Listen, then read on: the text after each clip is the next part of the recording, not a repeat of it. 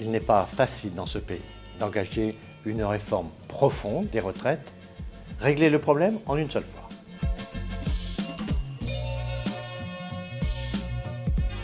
Est-il impossible de réformer paisiblement en France? En France, c'est devenu en effet un totem que de débattre des retraites maintenant tous les 5 ans. Au fond, il n'est pas facile dans ce pays d'engager une réforme profonde des retraites, régler le problème en une seule fois.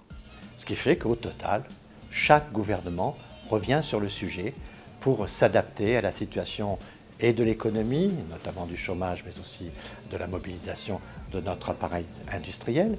Et puis d'autre part, il est évident que la démographie compte beaucoup. Donc il faut s'adapter à chaque époque. Et chaque gouvernement a une partie du travail à faire. Ce qui fait que les retraites sont systématiquement dans un calendrier qui est un calendrier social, mais qui est aussi un calendrier d'agitation politique.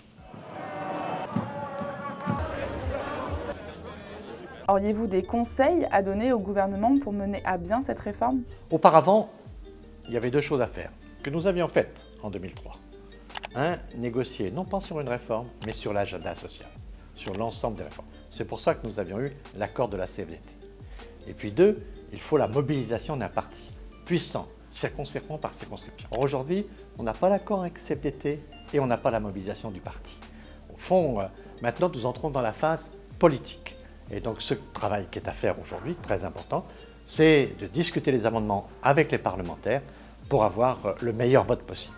Maintenant, nous sommes dans une phase politique et c'est au Parlement qu'il faut décider. Ainsi, le gouvernement a des difficultés à imposer sa ligne politique, mais qu'en est-il sur le plan international? La France, sur le plan de la politique étrangère, est, je crois, à la hauteur. Le président a de l'autorité, il a de l'autorité sur les participants de l'Union européenne, et dans le monde, il est très respecté. Mais la situation est extrêmement difficile, car d'une part, le peuple ukrainien, très exposé, est la première victime de ce drame. Mais l'Europe peut être la deuxième victime, parce que l'énergie, l'inflation créent beaucoup de troubles et des divisions. Le couple franco-allemand est moins solide aujourd'hui qu'il ne fut hier.